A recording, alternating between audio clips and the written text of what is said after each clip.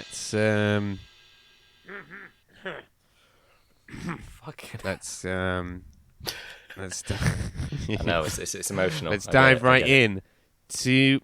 It's a sad day because today is the very last album we are going to be covering by the band Kiss. The very, very final one, possibly forever.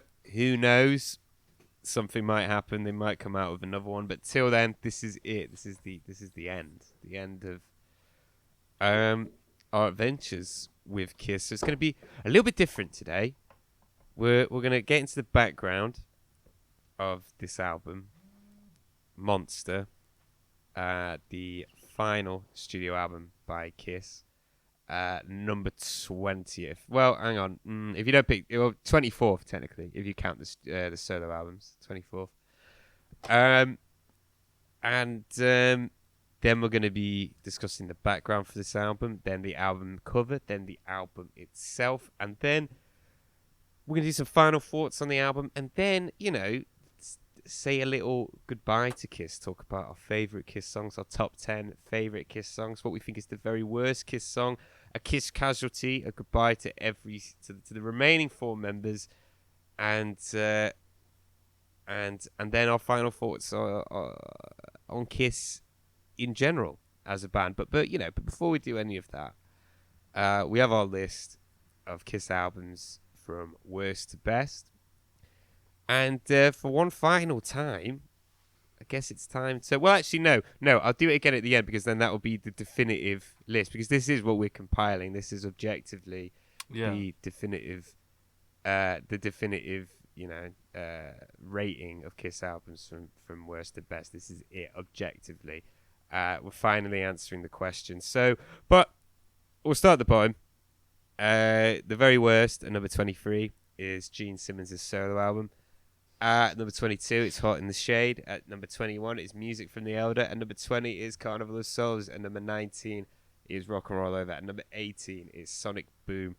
At number 17 is Hotter Than Hell. At number 16 it is Kiss. At number 15 it is Love Gun. At number 14 is Peter Criss' solo album, which I'll say for one last time should be number 1. Well, not anymore. Probably number 3. But still, it should be higher. Number 13, Just to Kill.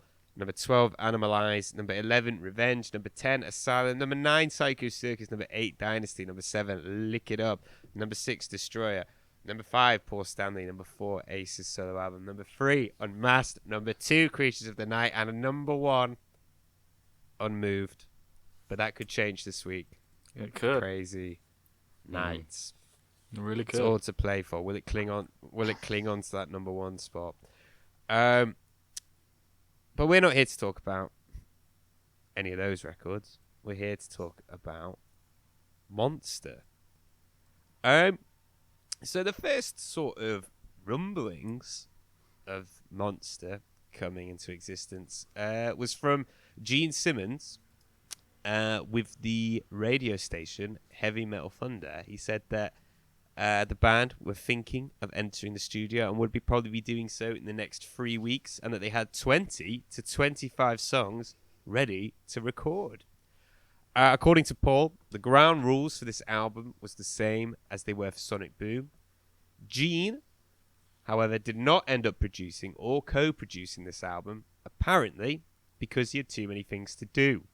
So Paul ended up producing the record by himself. Paul did not think kindly of this. He called it undermining and designed to imply that I was producing by default. Paul then goes on to say that both this record and Sonic Boom would not have been made if it hadn't been for him producing them. He said, I wasn't being a dictator, just demanding to be a director. In that way. Hey? Yeah, that's what he said. He said he didn't want to be a dictator. He just demanded that he be the director, the one who was steering the ship. Does that make sense? Yeah. So he's not, I get it. That still doesn't put you in a flattering light. You know what I mean? It's like, probably not. I'm open to suggestions. However, I am deciding what will happen. Okay. I get the final say. Not his strongest I think point. you'll find, Alex. I think you'll find, Alex, that the quality of this album speaks for itself, and maybe that was a wise decision. Perhaps. I think the quality of this record speaks for itself, and I think he made a good choice there. I think he made a good choice. And, not to give too much away. With this album, Paul says the band wanted to challenge themselves as well as building on what had come before. That's never a good sign. Yeah. The long journey through different players, different lineups, different tours and albums had gotten us to the real Kiss. On the musical direction for the album, Tommy Thayer said that the band had the intention of creating an album with a slightly heavier sound than Sonic Boom, as well as recreating the vibe that had existed on the band's early material. Again, that's a bad sign. It's a bad sign. You're going back to that mid-70s thing. Whenever I hear them go, yeah, we're going to get heavier on this one. Going to get heavier, going to get rawer. Whenever it's like back to basics, I'm like, oh no. It's not going to work, guys. It's not going to work. You keep doing this, it's not going to work on rock and roll. Over. Didn't work on Love Gun. Didn't work. Didn't really work on Revenge. Didn't really work on the last album. Not entirely. But in any case, Gene describes this album, or their approach to it, as being a combination of Sonic Boom, Revenge, and Destroyer. It doesn't sound like not like Destroyer. It's not as heavy as Revenge. It's not as diverse as Destroyer. I mean, also those albums aren't that similar, are they? They're just albums that I was confused as well. I don't see the similarities between those, and I don't hear it on this album either. Weird. Well, you know what it is. It's just their most popular albums the fans like Revenge and Destroyer. Do you know what I mean? It'd be a bit like, right, yeah.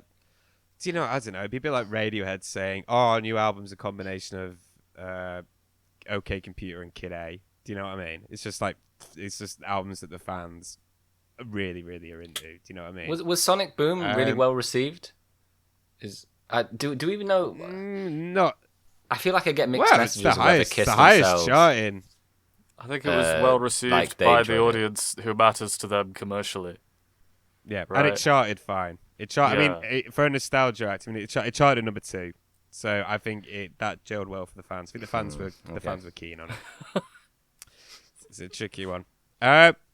Unlike other Kiss albums, Paul says that this album was a blast to make. It was a lot of fun. He said they all collaborated as a band, which is true, actually. If you look at the track listing, nearly every song has a co-write with another band member. Tommy Thayer is all over this album. Yeah, I saw that.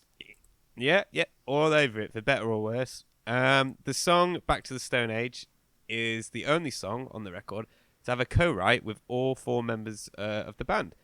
Apparently, Eric wanted to do something with the feel of the MC5. I don't want to give too much away, but they failed fucking dismally with that one. Fucking dismally. I really don't want to give too much away. I'm trying.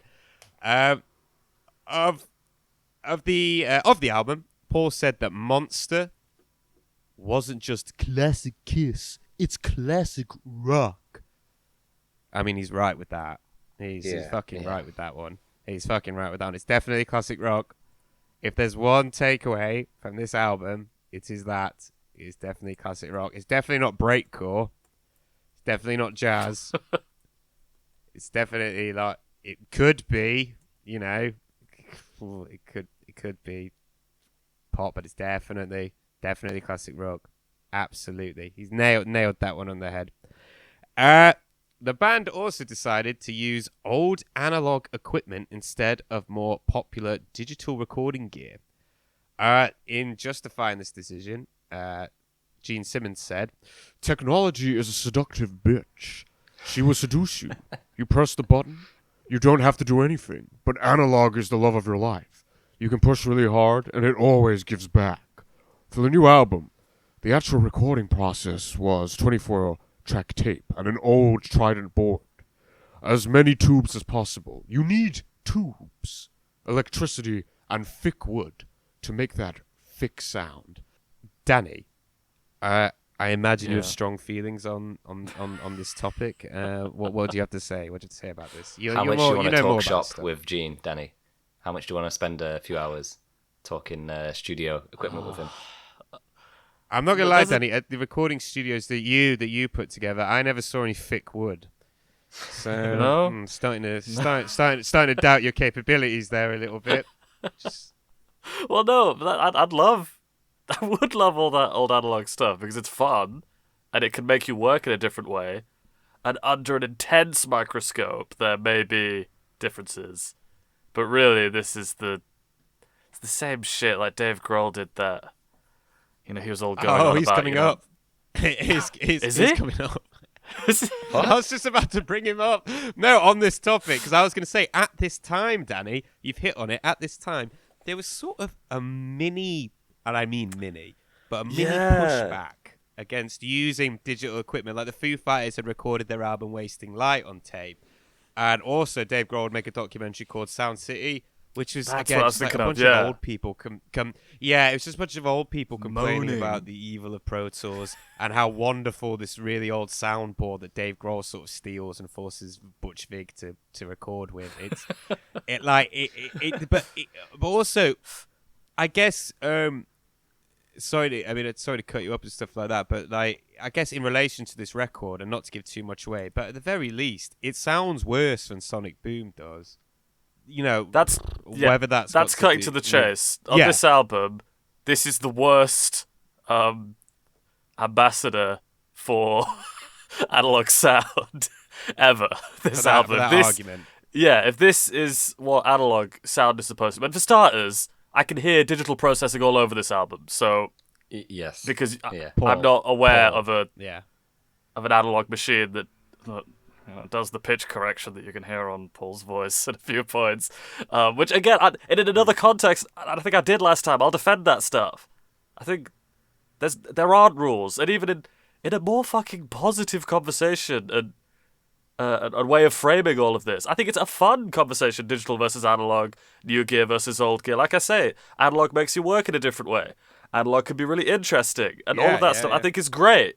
And you should use both. You should use whatever you have. And if Dave Grohl and Gene Simmons want to make albums with analog gear, that's great, but to be so fucking snobby about it and to sort of look down because frankly, most musicians can't afford that shit.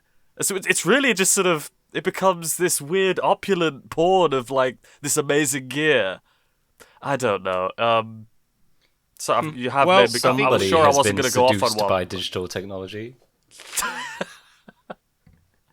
Well, I just think that, like... go on. No, you go. No, I'm just rambling. I just think there's a fun, interesting conversation to be had there, and no one's engaging with it when it's framed this way. I guess the problem is I guess it's the problem is it becomes this sort of in-group, out-group dynamic, doesn't it? Where you've got, like, Dave Grohl on one side being like, everything's so much easier now, you can just press play and cut it. It's like, and you don't get the performance, you don't get the raw, and I'm like, I think 90% of people don't give a shit about that, and probably wouldn't notice either. Like, they really don't give a flying fuck about that sort of thing. You know, it's I like it when, you know, there's also, it's like what you're saying about there can be an interesting conversation there. There's tons of people that do both. You know what I mean? They use that, kind of mix it up, or they use like different things to record. You know what I mean? They don't just, you know, they might record some parts on tape to get a certain feel or a certain sound, or they might use Pro Tools for something else. Like Trent Reznor is a good example from Nine Inch Nails. He uses both. Like there's you know, same way that, like, you know, a lot of electronic musicians will use analog synths and stuff like that because they want something that sounds a specific way, but they might use plugins for something else. You know, you can use both. There doesn't have to be this kind of like, because then it just becomes this gulf between, you've got like the young and the old. You've got like Dave Grohl and, you know, age upwards, do you know what I mean, against, you know, sort of, and it's just not really a fun conversation, you know what I mean? It just doesn't become fun, and also it does just increase this like classic rock boomer image, which does nothing for the genre. I think that's where where my problem is that other than that, let's just have fun with it. We can move on from it. Yeah. Yeah, but also it sounds like Paul, because Paul was producing it, had either forgotten how to use half of it, or just didn't find an engineer that could use it. Because there are some albums like Wasting Light, that album. I'm not the biggest Foo Fighters fan in the world, but that album sounds good. It's a good sounding album. Like, it sounds big, it sounds thick. Like, this just got none of that. Whenever I listen to, I don't want to give too much away. Whenever I listen to this album, I thought I was listening to it like, you know, when you used to like download stuff off like LimeWire and stuff like that, but you get like a shitty version of it. Yeah, sounds like tinny. Like a tinny, like a copy of it. It sounds like that. It's something to do with the mastering. The mastering's just terrible. Anyway, overall, Paul said that the combination of Eric's authority, I'm not really quite sure what that means, Tommy's fire, and I don't really know what that means. Tommy's fire, I sort of know what that means. I get what that means. And Gene's undeniable ferocity, both in his bass playing and singing. Monster has a rare vitality to it. It sounds like the work of a new band. In fact, it probably would have had a bigger commercial impact if it had been released by an unknown band. That is delusional. That is, and it's amazing that we're coming so close to the end. That is the most delusional thing he has said. I'm actually speechless. Going all the way back to the self-titled to here. I've combed through this guy's this page after page of this man's book, right? Of everything he has said, and I know I go to extremes quite a lot, but I mean this. This is the most delusional thing he has ever said. The vitality thing, no chance. Not to give too much away, this is a sleepy record. This is a very, very sleepy record. Oh, I don't know. Secondly, this debuted at number 3 on Billboard. So it's almost in spite of the music. Right. It's almost in spite of the music it had that commercial impact. The only reason it had any commercial impact was because it came under the name Kiss. The idea that this would have done better, maybe got to number 2 or 1, if it was just some fucking unknown band, is fucking stupid and a fucking boomer delusion is what it is. Do you guys have any thoughts, Alex? I just want to say, because I kind of wanted to say it on the last album, and I feel with this one, we can't compare like how well the album does in the charts compared to our old albums. I mean, album charts. No, I agree. In the late agree. 2000s and 2010s, it's a completely different game. So it's a different thing. It's a different thing. I agree. Yeah, it's a different thing. Particularly if you're a band with as much vintage, I guess. Yeah. But other than that, I agree. Kiss do. I agree with your point that no, the reason that got any sort of success is because of the name alone, and that's it. I mean, I don't think it stayed there long. No, it didn't. But in terms of commercial impact, I mean, Free's fine, isn't it? But the idea that it would have done a better commercially had it been an unknown band, bearing in mind it already did fine, I guess, commercially for what it is. Do you know what I mean? For what it is, it did fine. Yeah. But the idea that it would have done better, fucking bonkers. It's a person that has not touched grass in fucking years. Danny, do you have any thoughts on this subject? I agree with you both, but just the way he's talking about it in general, like even the stuff all before that you were saying. Can you imagine a cool musician who's comfortable with themselves and not still trying to prove themselves would talk like that? Imagine David Bowie talking about an album like that. Or you mentioned Radiohead. No. Imagine Tom York being like, with Johnny's ferocity and Ed's power. Like Damon Albarn talking about the new Blur album. Alex James's undeniable bass playing. Yeah, it's crazy. It is absolutely mad. Can we move on? Are we good? Or is there anything else you want to say? That absolutely fucking ridiculous statement. Could you imagine Coachella, right? Straight after fucking Post Malone's been on, and then the the Black Spiders come out and they're playing Back to the Stone Age because it's just gone number 1. It's fucking ridiculous. Absolutely fucking ridiculous. On this album, there is not a lot of background. Oh, for the love of rock and roll. Sorry, that's the song that keeps playing in my head. So it's like, I wish the one that starts a cappella. I can't even remember. It's so. Is that your heart out? Be my baby, a fish what I need. It's like, yeah, definitely. In 2012, straight to number 1. That's ridiculous. Anyway, so this album is released on October 9th, 2012, and gets fine reviews, as it probably would. It's Kiss's latest album in 2012. It gets fine reviews. This album is really only significant in the sense that it's the last Kiss record, potentially forever, unless the band members have a change of heart. And so with that, let's move on to the cover. I really don't like this one. But in many ways, it's what a Kiss album coming out in 2012 was always going to look like. It's cheap and expensive at the same time.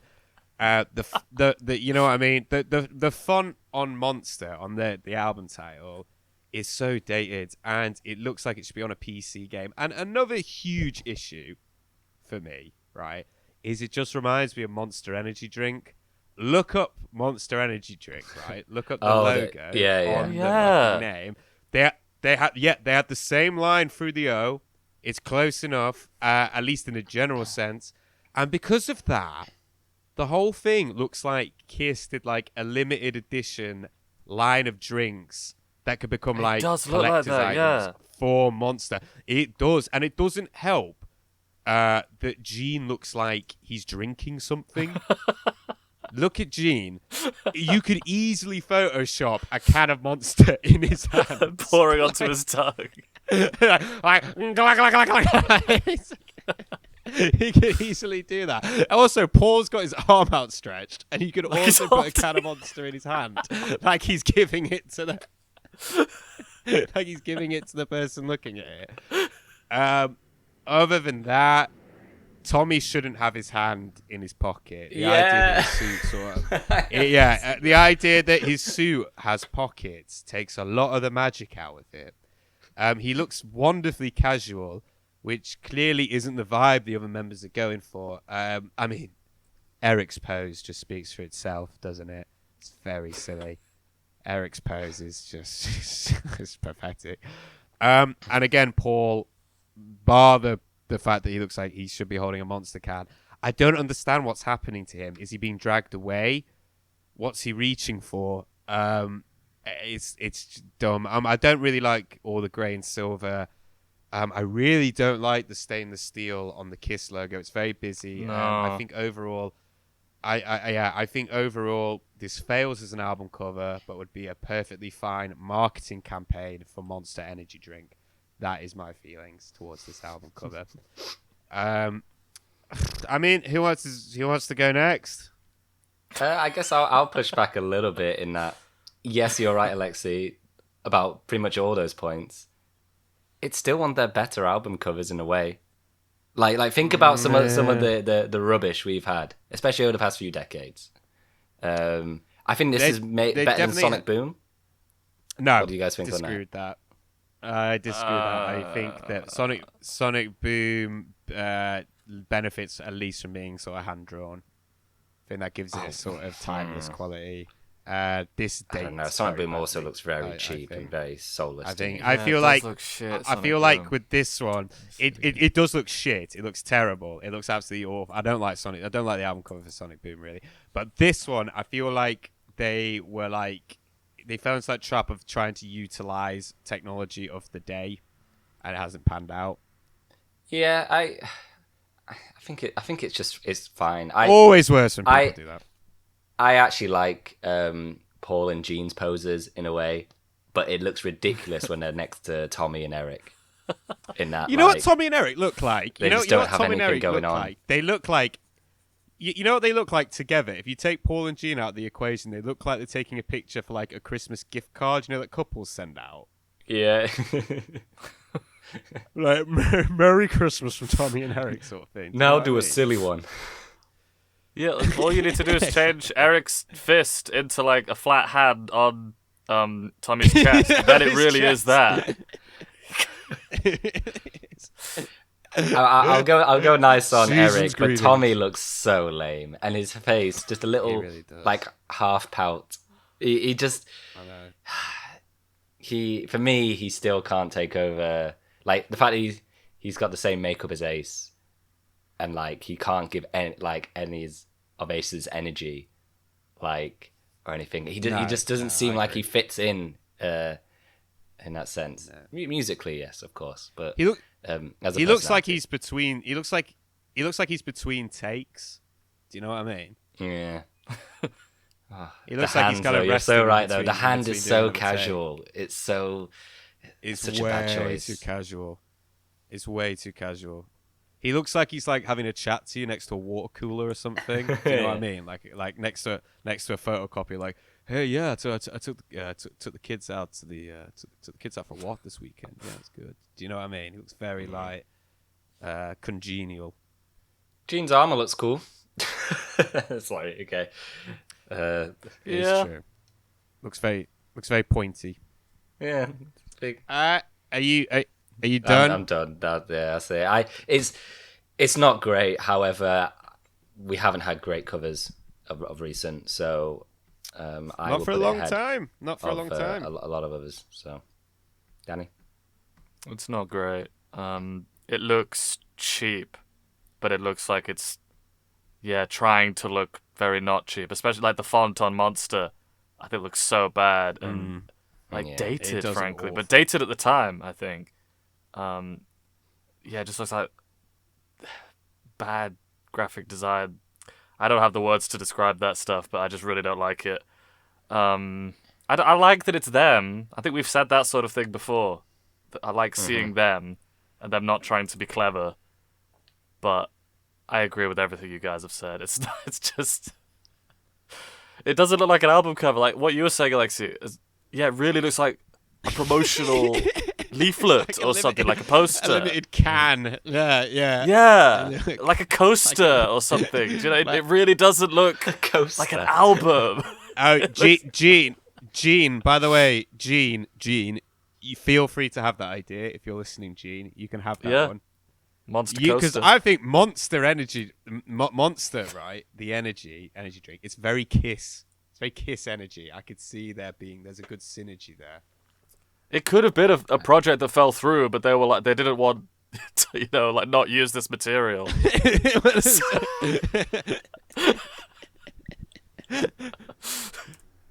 That's all I have to say. I don't like it. Okay. Let's move on to the album. Right. So the first track is Hell or Hallelujah. This was the first single released from this album, which is incredibly telling. Usually, not all the time, obviously, but usually Kiss have strong openers, and that usually gives you a bit of an indication of what you're getting from a Kiss album. So if it's like of a very high quality, you're sort of like, okay, they always want to put their best foot forward.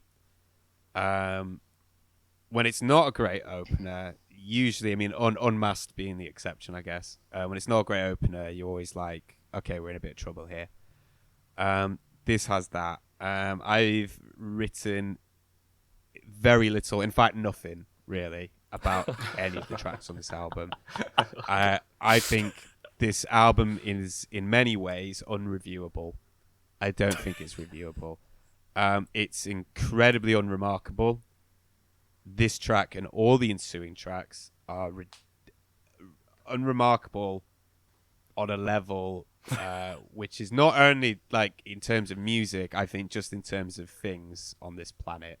It's up there with like bricks and planks of wood in how unremarkable this album really is. I've listened to this album in full twice, and that's enough for me. I've written basically nothing on the tracks on this album. This album is not reviewable. I'll go into more detail later. This is really fucking boring. It's incredibly dull. And sadly enough, like Danny said, Paul's voice hasn't gone much better. That's kind of my main takeaways. And that's basically me. Alex, what do you think? Oh no! This is good because I know exactly what this next hour is gonna be. I think this is better than it's not going to be an Sonic hour. Boom. We're going to not going to be a fucking This hour. album's better than Sonic Boom. Okay. That is fucking mental. That is no, it is. It so is. This man. is not better than Sonic Boom. Are you fucking mad? No, it Alex. doesn't sound as good as Sonic Boom. The song, No fucking the songs way. are worse. It doesn't have "Say Yeah" on it. Fuck off. There is no way. All right, sorry. It's not great, but Explain yourself. everything you said, Alexei, son of a that's how I bitch. feel about Sonic Boom. Fuck That's off. really how I felt about Sonic Boom. That like Sonic Boom was Fuck the off. cop-out album, was the nothing album. Okay, we're not there Stupid to talk twat. here to talk about Sonic Boom. Here to talk about Hell or Hallelujah. Ugh. Which isn't great. It's not as you said, Alexei. It's not a great opener. I think it's not. Alexei, I think Paul sounds better here than he did on the last album. There's not as much sort of straining in his voice. He just sounds, He sounds a bit quieter. quiet. I think that's the main thing. He's really high in the mix, but the mix on this is so fucking muddy. It is. You can't really hear him that well. He sounds considering better on how this front track. and center he normally is. I'll give Alex that, man. He sounds better on this track. I think. Yeah, no, I just think there were so many tracks on Sonic Boom where I was like wincing a little bit because it felt as though he was trying to do his old stuff, but then he just couldn't quite get to it. Well, Yes, I agree I with totally believe that after some years he knows his range a bit better. He knows what he's more capable of, and so he's not showing those moments as much, and that makes for a more enjoyable he had listen. vocal surgery. Yeah. He had vocal surgery, so that makes sense. Yeah. For me, it makes it a much more enjoyable listen. I agree though, the vocals don't punch through on this one. Like, even with the backing vocals, the chorus just doesn't hit. As a song, it's very much sort of like a Kiss song that would be on like the back end of an album, maybe in like in the 80s. In just sort of like, oh yeah, kind of like whatever, kind of rocking, but not much going on. But it's high energy, This is a track and 7. the drums are rocking. Like, even though they're not mixed very great, like Eric's really going for it. I think I prefer this to what was the first track on Sonic Boom? The Delilah one. Modern Day Delilah. It's not as good as that. Nowhere near as good as that. Yeah, I don't think I it's prefer as this good as a Well, that you kind of said you sort of said you gave this song a bit of praise. Then you said like, oh, Eric's sort of rocking. That's probably my biggest problem with this album is that everything's just fucking rocking, isn't it? And that's all there is. Oh yeah, That's all there fucking is. Everything's just fucking rocking away, isn't it? And that's all that there fucking is. And it's really fucking boring, and it's really, really dull. And it's like, I should probably say because it relates to the cover, but like I saw I saw a version of the cover with like the sticker, the promotional sticker they put on it, and from the band it says no filler, no ballads, just full throttle rock and roll, which to your point, Alexei, no filler. No filler. 100% No fucking filler. filler this album. Fuck off! It's 100% filler. But also, I think it's yes, There's- absolutely right. It's a ridiculous thing to say, There's but no- also says a lot. There's like, no bread. There's no sauce. It's just stacks of ham. it says a lot. Sort of like Paul enjoys a ballad, right? Like Paul has do, put for many Kiss. ballads throughout this thing, and we've enjoyed their ballads from time to Not time. really. Yeah. Not really. Actually, I think I in my memory of it was them having more ballads than they do. They don't really have that many ballads. Not that many. But they've done it before. They've done well off doing it before, right? So why not give us a ballad, true. Paul? Beth. Yeah, I just I want a I thought ballad. that was interesting. I want to know what Paul's opinion on it is, because for me it was always like there's a part of him that wants to put a ballad in there, that he had that in his locker to show off. So I wonder, like, yeah, sort of his feelings on it. Yeah, I've got nothing more to say. Danny? Yeah, a lot of stuff similar to you, Alex. They're really, like, straight away I was thinking they are continuing that classic rock renaissance thing we were talking about last time. Instantly I was thinking this is very Airborne. It sounds like Airborne as it starts. I thought that while Paul still sounds very processed, his voice sounds a bit fuller somehow. I think it is to do with the mix, but I do think it's also to do with definitely what you said, Alex, about him not trying to prove himself or overreach at all and just sort of knowing where his voice is at right now. But also maybe the surgery, too. I'm sure that also affected it.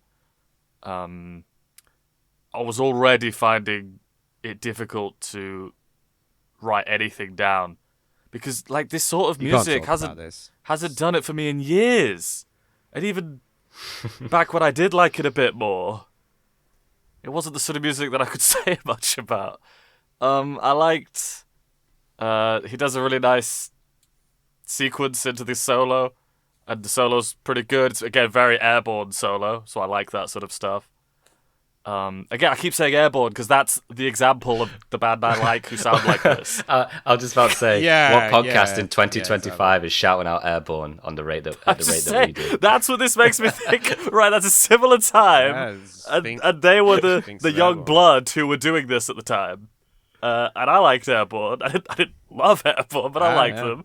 We saw them, Alexei, though. But good show, as I remember. We did, yeah. It was a fucking great show, if I remember correctly. Actually. So it was really like pits and people going. Yeah, it was a lot of fun. It was a lot of fun. Decades for now, I'm still going to be shouting out Airborne at every given opportunity. But this song is completely lacking a hook. Too much, too young, too fresh. I'm gonna. What a banger. Actually, that goes to Free for the Paul's love of... because he. Sorry. Say again? Sorry. No, don't matter. No, I was just saying that, like, because he was like saying if if an unknown, like, younger band had been made an album like this, they would be much bigger. Well, Airborne already did, and it didn't do that great. It did fine. It didn't do that great. Oh, and Airborne, right? That Airborne album I had was a million times better. Running than this. Wild. Running Wild, way better much than this. better. Running Wild is great. We're really getting a bit too much into Airborne now, though. So. It's Blackjack. She's a hell of a thrill. Blackjack. She's going to kill. Loads of great songs on that album. Stand down. Oh, for fuck's sake! I wish I hadn't brought them up. Sorry, carry on. So I'm still trying to get "All for the Love of Rock and Roll" out of my head. Ever since you fucking said that out, Alex, that has just been on repeat. For the love of rock and roll. The last thing I have to say about "Hello Hallelujah" is that on the second listen, I thought, "God, is this one of the best on the album?" Because at the start, the first listen, I was like, it's gonna be, this is just the beginning. But actually, this is one of the better tracks on the album, and that's not good.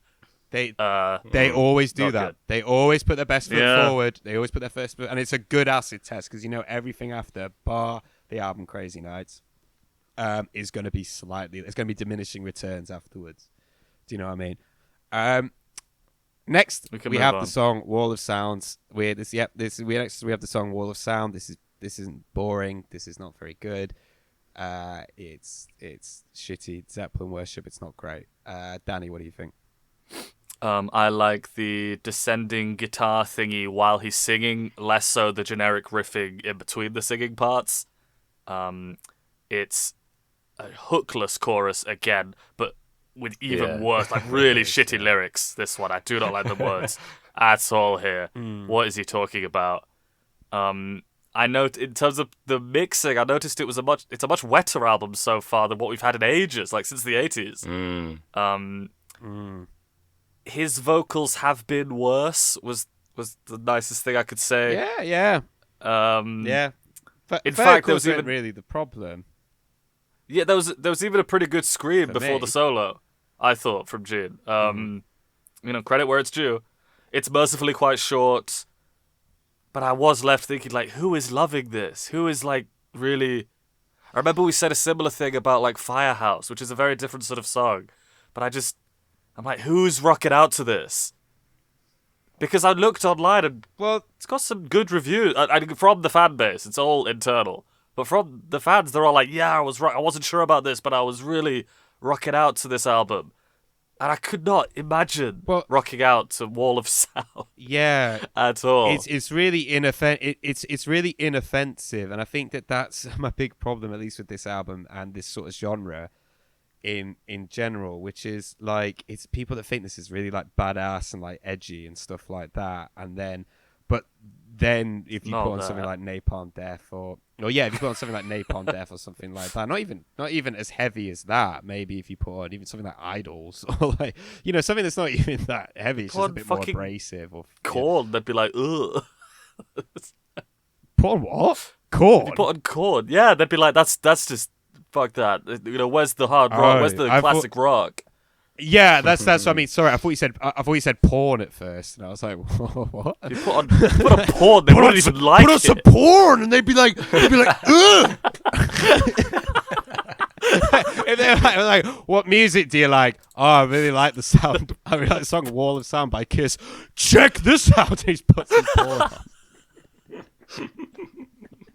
and I wouldn't blame them then. But I know what you mean. If you put on something, they'd be like, oh god, this is sort of, you know what I mean? It's like they'd sort of not cower away from it. That's the wrong thing, but they would sort of be too like, do you know what I'm getting at, don't you? It's yeah. They'd be like, I like heavy, but that's just screaming, or stuff like that. That's yeah. They're like, this isn't music. This is it's that kind of vibe. It's the fact they think this is kind of like sort of badass and edgy, and it's just so inoffensive and like middle of the roads. Sorry, Danny, carry on. I'm done. Alex, what do you think?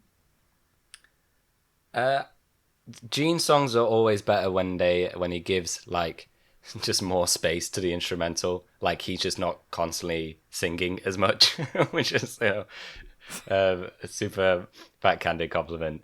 And this one, I think it's not so bad because we don't get that much Gene. We don't get that much Gene, and it's only 3 minutes long, and it's just very sort of like to the point, very basic riff. Like I was actually quite surprised just how simple it was. Alex, you said something like it's only 3 minutes long. Like, that's a praise. If this had been any longer, and I mean like 3 minutes 10 or something like that, I'd be like, that is fucking outrageous. Way too long. There's so little in it that it has to be so long. 2 minutes 55. It has to be. For so long, Gene would stretch out very, very simple songs to 4 minutes to 4 minutes 30. Even yeah. Like he's better at self-editing. Yeah, I suppose. Yeah. Well, this was one where it's a very simple song, a really, really simple song, and I didn't hate it because it was just sort of to the point. I think the solo is really good. There's like real movement going on in it. But really, that's the only like key part of the song I like. The rest of it, kind of like what you were saying, Alexei, like Gene doesn't sound like completely awful, but it's not great either. The riff, there's not much going on, and it's just fine. It's just fine, other than the solo, which I think was really good. I don't think they should collaborate that much. I don't think it's good for them. I think they should just let Paul do the work. Kiss, the band. 3 people wrote this song. Stan, Gene, Paul, and Tommy Thayer. Right, next song is Freak. Just dumb, rubbish, boring. What do you mean, man? I felt a bit. I mean, I felt a bit bad because I was thinking, is this kind of about him? Because of his deformity. Yeah, totally, dude, man. Surely. I was like, is it about him? And I was like, it's kind of him. Yeah, it's like, it's kind of him. Is this like him, like bearing his soul, or is it more just about like, or is it more of a sort of like general vague thing, like I'm a freak, I'm kind of this, because it could be that as well. But I didn't like this. I think it's probably one of the better ones.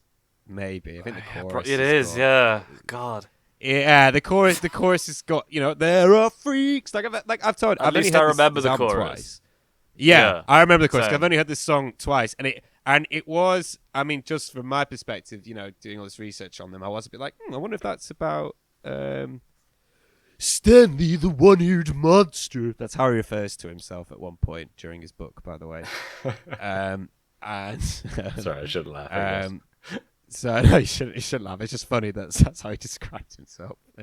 So I thought, so it's kind of stimulating enough in that way. But again, just gonna have just reusing the same turns, really nothing just fucking decades back in time. But like I said, the chorus is a bit more tuneful than the rest of the record, so I guess it's one of the better ones, but it's very forgettable ultimately. Alex, what do you think? I'm amazed that I'm just on different wavelengths for you guys this album, because this to me is one of the worst songs on the album.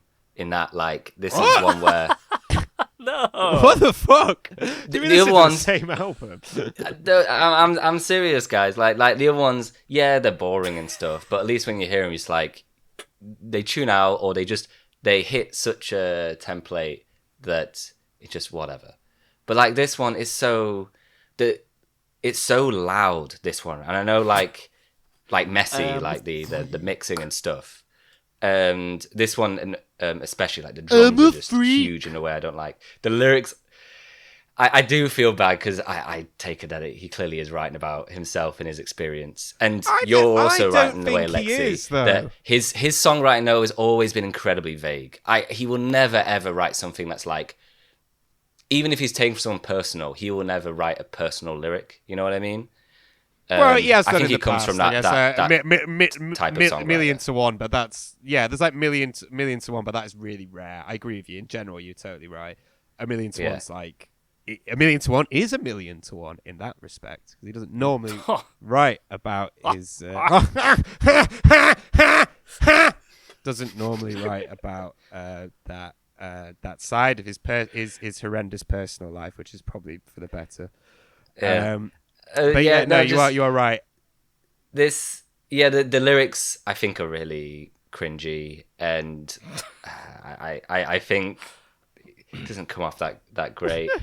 My ears get exhausted listening to this one. These lyrics are terrible, so I'm just reading them. Well, and then this song has the god awful "I pledge allegiance to to the state of independence." What the fuck does he mean by that? It doesn't fit the song whatsoever. Yeah. It's awful. Like, it's so bad, guys. It's so bad. They wanted Lady Gaga to sing this song. Fuck off! Where did you hear that? I didn't know that. I saw an interview, and it was Paul talking about how around this time they would invite Lady Gaga. This was before she got really big. Oh. Yeah, I think they were talking about like 2008, 2009. Before they got really big. She got really big. But she was still a musician, like working with artists. And like they would talk a lot, and they had this song written, and they were like, "Oh, we think we should give it to her." And I can't remember what it said, like if she turned it down, or whether they were like, "Oh no, we'll just take it." What do you think happened? Of course, she turned it down. Who knows? She'll be like, absolutely not.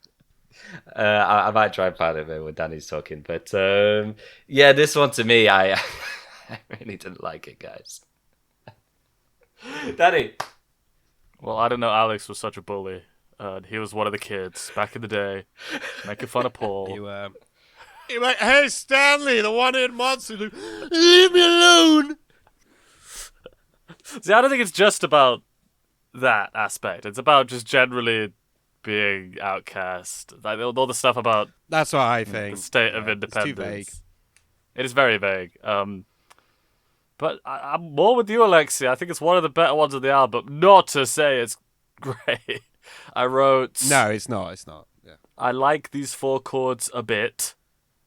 I wrote, it's the most, unlike what I said on the first track, this is the most like unnatural-ish his vocals have sounded, actually. And here the pitch correction is very clear.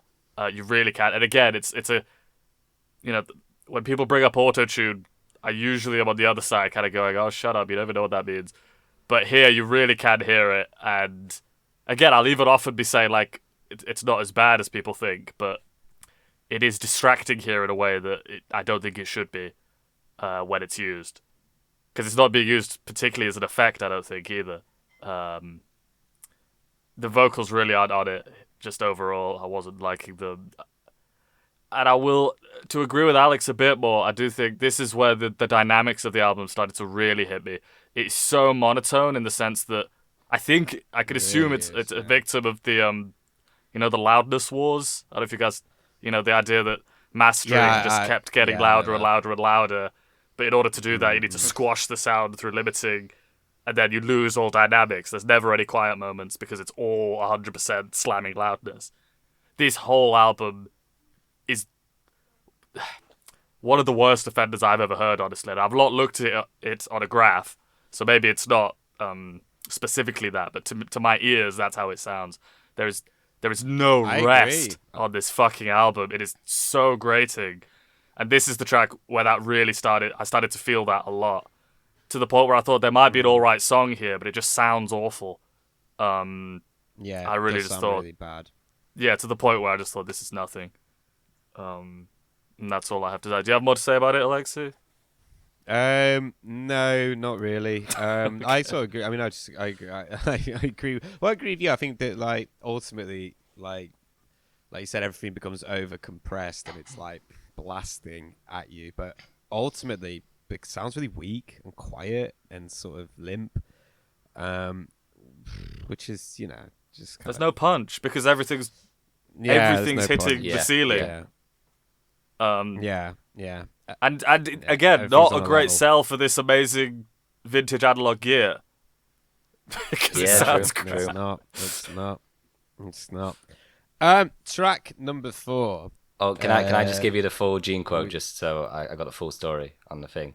So the Lady Gaga thing, it was actually Gene who said it. Gene says, when Freak was being written, Lady Gaga was interested in singing on it. It espouses her emotions about being comfortable in your skin and all that stuff. Paul and Gaga were going to sing it, and then I finally suggested Paul should sing it by himself. Gaga, in my estimation, is the only rock star out there, modern. She came backstage a few tours before Meteoric Rise, went to shows, hung out with kids, da-da-da-da-da. Yeah, that's basically it, really. Well, because there'll be some have a sort of vague Trump way of talking. Do you know what I mean? He really does. Everything's amazing. Yeah. It's like, he really she loves us. Great singer, great person. We were gonna give her a song. Loves it. It's just that way of. Yeah. Maybe influential on Trump. Maybe. Yeah. He next track is some theme song for like a sitcom from the 1970s about a bunch of cavemen that lived together called Back to the Stone Age. This is just fucking rubbish. This is so Alex, you bad. cannot think that this is better than the last You track. cannot think this is good. There is not a fucking way. Like, back to the... I mean, I guess I remember the chorus, but that's not really in a good way. This is like... again, I got nothing. It's really boring. It's dull. It doesn't really go anywhere. There's like a bit where it's like building up at the beginning, and then there's like an explosion or something like that. I guess it's meant to like, it's meant to be like, I don't know, like maybe like a meteorite hitting Earth and like bring everything back to the Stone Age. Something like that. It just sounds fucking awful. It sounds fucking terrible. It just kind of it doesn't sound powerful or anything like that. It just kind of sounds distracting and like bad. Like, this is really fucking rubbish. The chorus is shit. It amazes me that they were like, we wanted to sound like the MC5, and this has got none of the energy of that. I did not like this one at all. This is very dull. Like the rest of the album is very, very, very dull. Danny, what do you think of Back to the Stone Age? It started, and I said, "The fuck is this Wolf Mother ass shit?" But actually, that's a bit unfair to Wolf Mother. Man, that is way too unfair to Wolf Mother. That is cruel on Wolf Lover. Sorry. I don't even like them. I don't even like Wolf Lover that much, but fucking hell. That's just how I felt when it started. That's just... Okay, credit where it's due. Maybe that's not a bad scream. Greta Van Fleet, maybe that. Yeah. No, because it doesn't sound like... Okay, I know what you mean, yeah. Anyway, good scream at the start. I'll give him that. He's been doing some good screams. But this is the most Spinal Tap they have sounded yet. This is really a Spinal Tap song. It's an absolute joke, yeah. There's just, again, it's very hard to get over the dynamics and just it sounding so non-stop.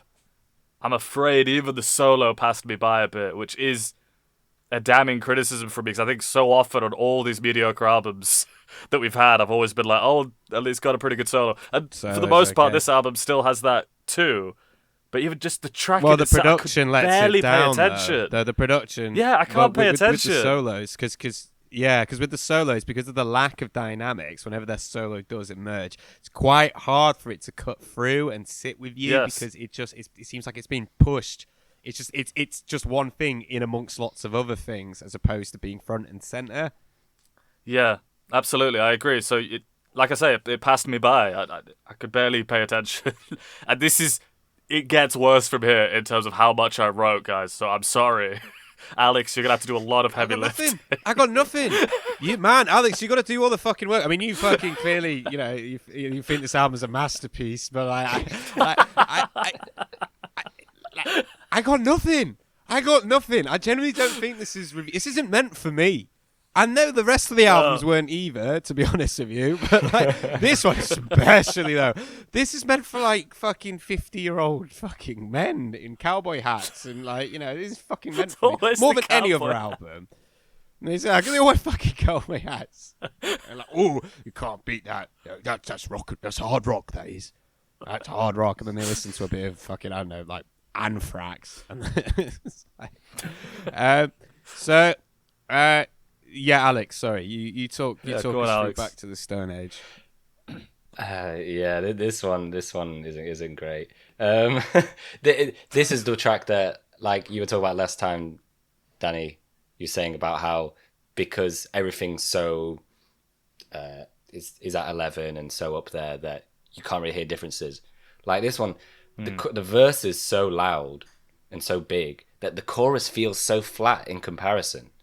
And then, like you're saying, just so monotone. It just stays in this one position all the time. This feels like a weird, I don't know, cut from one of their really early albums. Just sort of just that chorus to "Back to the Stone Age" sounds like one of their really lame choruses. Yeah. But this one in particular. This one isn't great, and it's it just sounds so old. I bet Kiss fans like this one for some reason. I didn't check the sort of opinion on track by track, but it seems like one that, like you guys are saying, their old fans would be like, now this is what we're missing, sort of thing. And I just don't think Gene just doesn't have the self-awareness or tongue-in-cheek sort of flair or style to pull off songs like this. It just sounds like just ancient writing, or just so just bewildering. What are you talking about, Gene? Yeah. I didn't like this one. But the screams were good. I agree. The screams were way better, considering because Sonic Boom had in my opinion, Sonic Boom had such weak intros, in terms of them coming in going yeah and stuff. So there you go. Good scream. Good on you, Gene. I hate saying it. Yeah, good on you, Gene. But then he ruins it by later on. He's like, I like it. He does that cool guy thing again. I hate it when he fucking does that, man. Yeah, he does it multiple times this album, man. Oh. Yeah. That's it. Should we move on? Yeah. Yep. Oh, by the way, that was the song you were talking about that had was it 4 writers on? That was the one. The one with all the Kiss members on.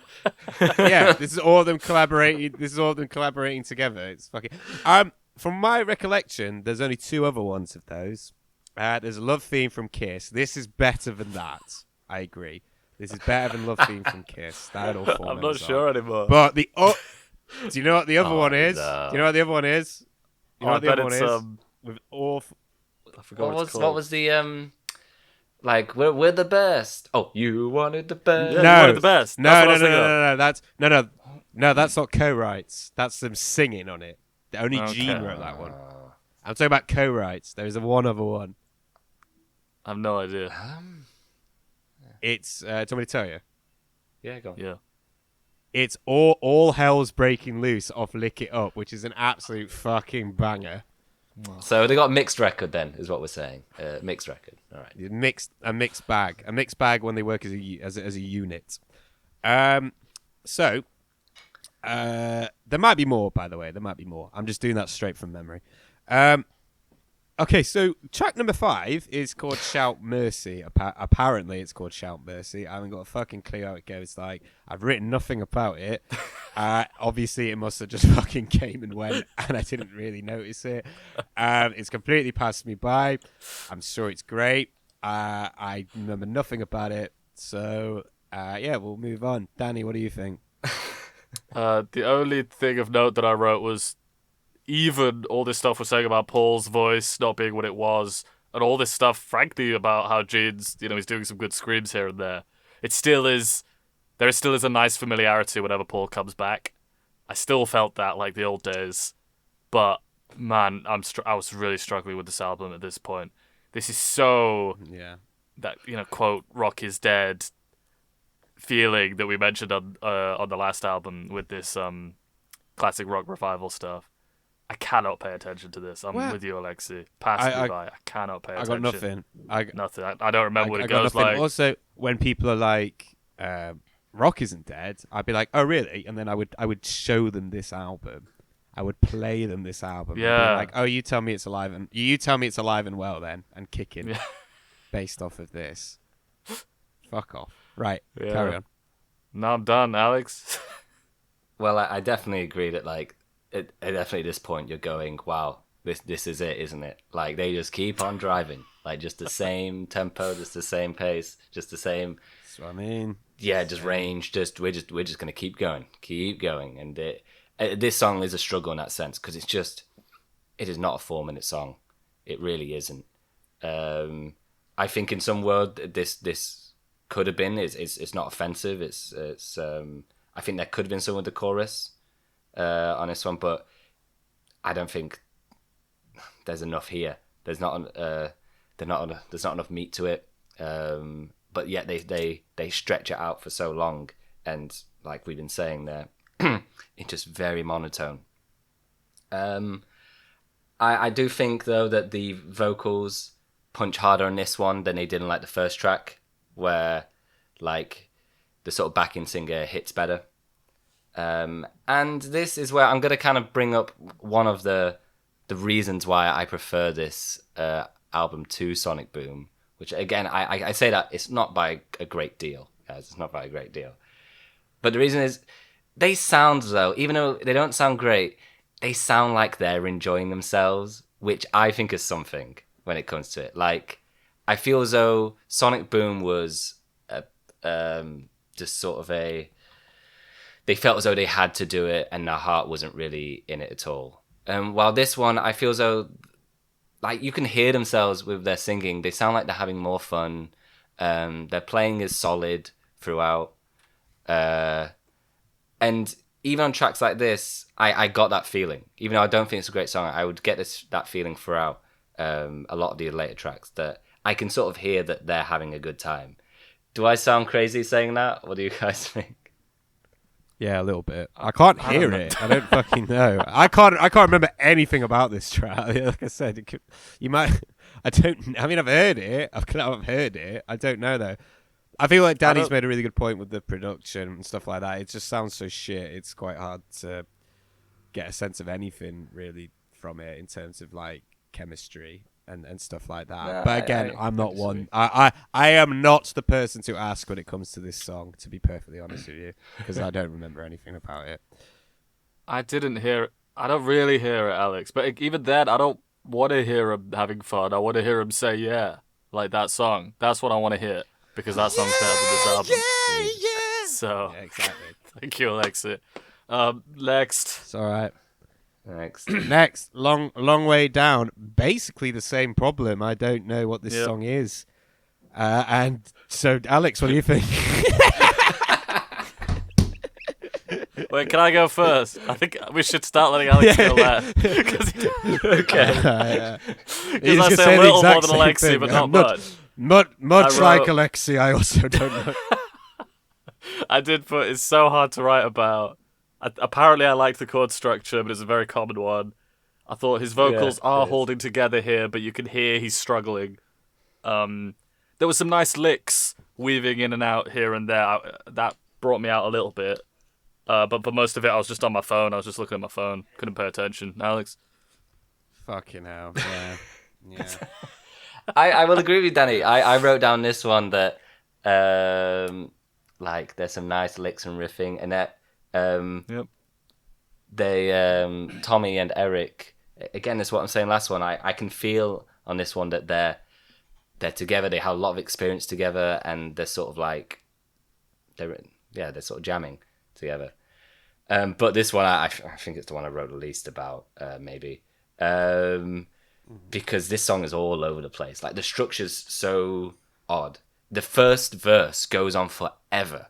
It really goes on forever. And did you guys look at the lyrics? I have no idea what Paul's talking about here. Absolutely no clue. No idea. You do know this was the second single released off this record, by the way. I think it's amazing that I don't. Crazy. Because like I said, I've listened to this album twice. Okay, and from start to finish, and there are other songs on this album where the chorus stuck with me more than this. I do not know what the chorus to this is. Like, Back to Stone Age, yeah, sure. Freak, know the chorus to that. Wall of Sound. But not this. Eat Your Heart Out as well is another one. But not this. It's mental. Like, anyway, sorry, carry on.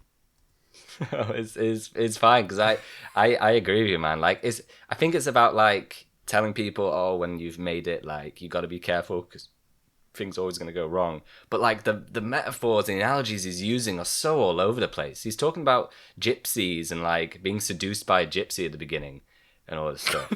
And I say that first verse goes on forever. Then there's a very, very short chorus. And then it goes back to, like, quite a short verse. Then let's say, like, the chorus doesn't hit at all, and the verse you can't really follow. And there's a very anticlimactic ending. Really bizarre song. Really not well thought through, in my opinion. And yeah, I don't really like it because it sounds like Paul just, like, again, sort of like giving life lessons to other people, and he doesn't come off great at all. This one really it's not good to talk about. It's not a good look for him. I think that with this record, I'm sort of, as we're talking about it, sort of painting a bit of a picture here, and it's like if he had been like, Paul had been like, hey, we know where we are. We get it. We know where we are, and we're just having some fun. We're having some fun. Like Alex was saying, you're saying you felt they were having fun on this album, right? I don't really get that, but if they're just like, we get it, we know where we are, we're just having some fun right now. But it's the fact that he's like, if a younger band had put this out, like it would have been massive. And the fact that he's like, with Eric's authority and my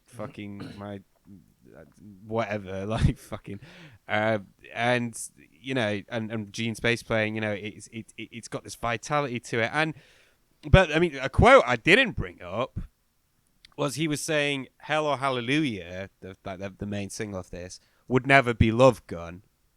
But then he was saying that, like, well, actually, something like "Lick It Up" was considered a new song for ages. Now it goes off gangbusters. Maybe the same could be said for "Hell or Hallelujah" or something off this record. And I'm like, no, chat. Are you no?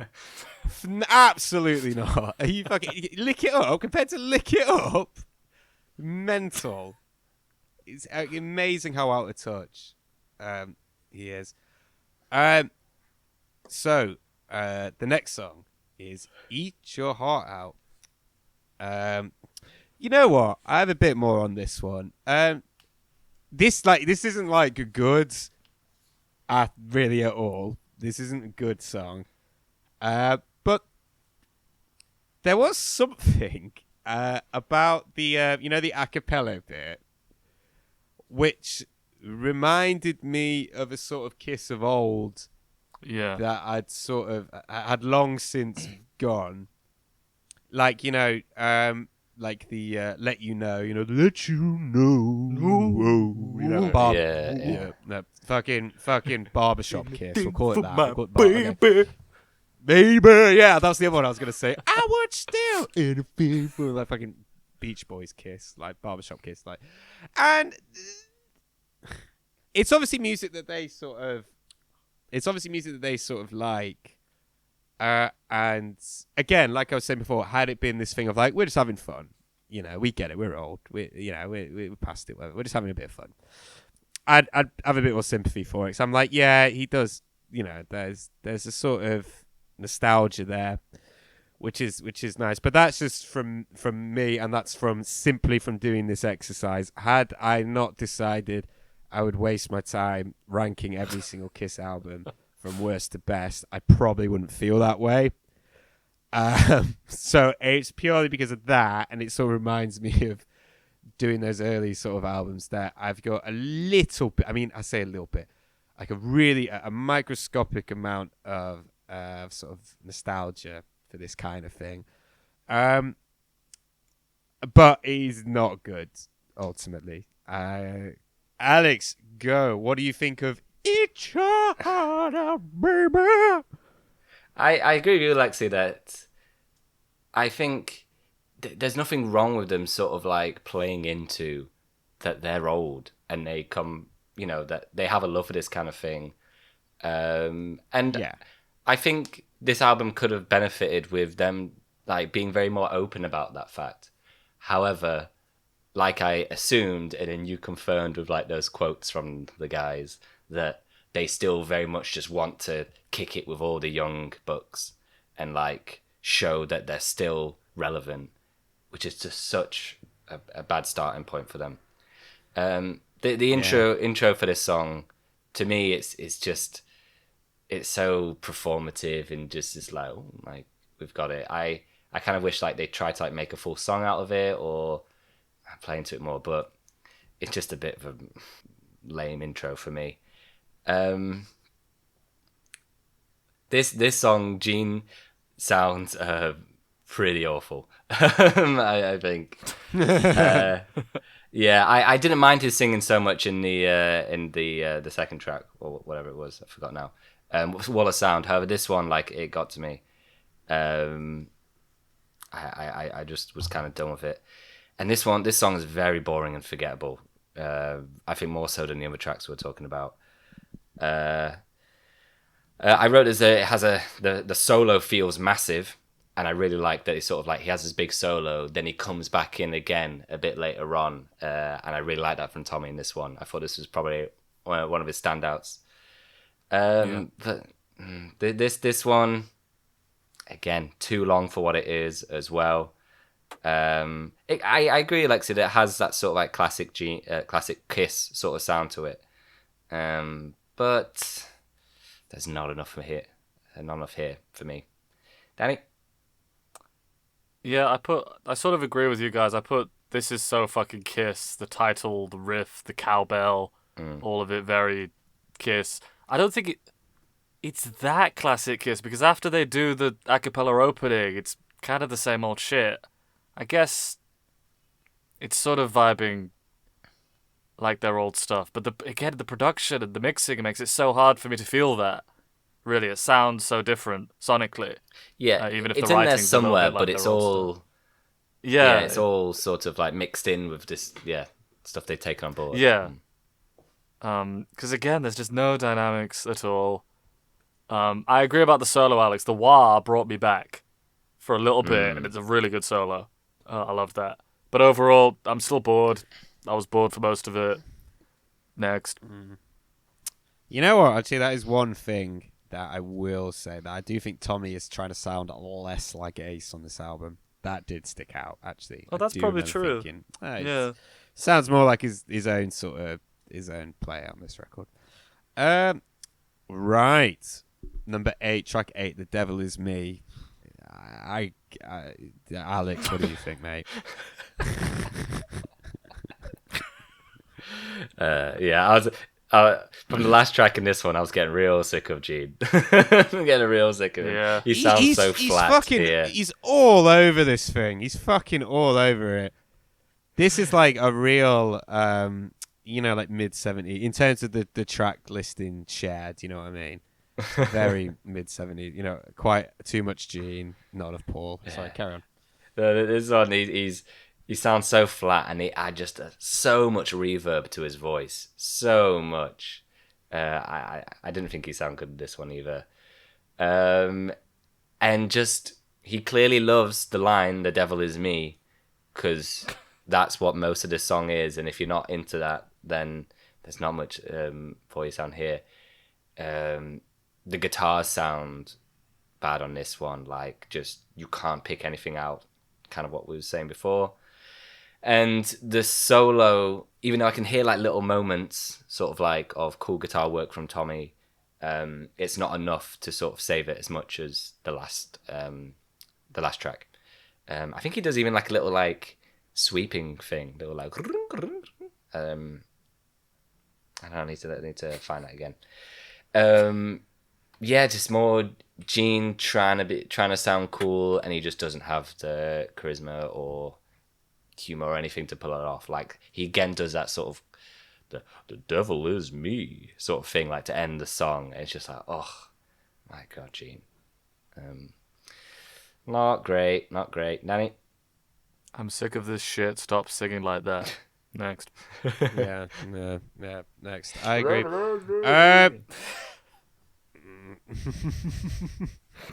Number 9, "Out of This World." I don't really have an opinion on this track. Danny, what do you think? I put, this is another commonly good chord structure. Apparently, I don't remember. I put, oh, it's the one Tommy sings. Right, okay. I put, okay. It is. Tommy, I was going to say, come on, guys. Do it for Tommy. Tommy singing a space song is, last time I was all like, oh, people are doing the whole Ace comparison way too much. That's not important to the band, but this is the first time I felt it a bit. Okay, he's doing it like a kind of space song. It does sound a little bit tribute band-ish. Yeah. But maybe he just likes doing that. So I thought it was maybe the best chorus we've had yet. And I thought the solo works. It would. I would hope it does on his track. It's a good solo. And I did not write anything else. I don't remember it. So, Alex, what did you think? At all. Yeah. This song is like the most generic and safe sort of like rock I could think of, man. It's the image I had in my head is like, like in those early 2000s like rom-com films where they'll go to a party and there's like a band playing in the background sort of thing. Like, this is like the song that would be playing then, where it's like very just in the background. So you know the band from in School of Rock, like the one that they're like competing against at the No band vacancy. for the band. No, thank you. I knew you know it. Like a band like that, where it's clearly like a band that like a professional has written to be like in it, but like the point is to not be too memorable or to not take away too much from the rest of the movie, sort of thing. Like that's what this is. It's very safe. It's somewhat pleasant in this weird way. Like, I have no problems with it. But it's just very difficult to remember. Tommy sounds absolutely fine. He's got a very sort of nice singing voice, but it doesn't stand out whatsoever. That's and I feel bad for this. I mean, I did this last time as well. I want to support, Tommy. He seems like a nice fella, as I've seen in a very short video. I think he's a very nice fella, probably. And I will say this is one of the best on the album. It's just I don't like this album very much. I think you can hear there's a lot of like voice compression stuff and voice stuff done to him here. Like it, I'm not sure the right term, but you can hear a lot of stuff done to the voice, and yeah, it's fine. It's fine. Sorry, Tori. Right. Number 10. All for the love of rock and roll. Hell yeah. Song I wrote. Now Eric. this sounds more like. Sorry. That's what I. Yeah. And we're back. Yeah, he. You know what? I don't. Obviously, I don't. This song's like stupid, but.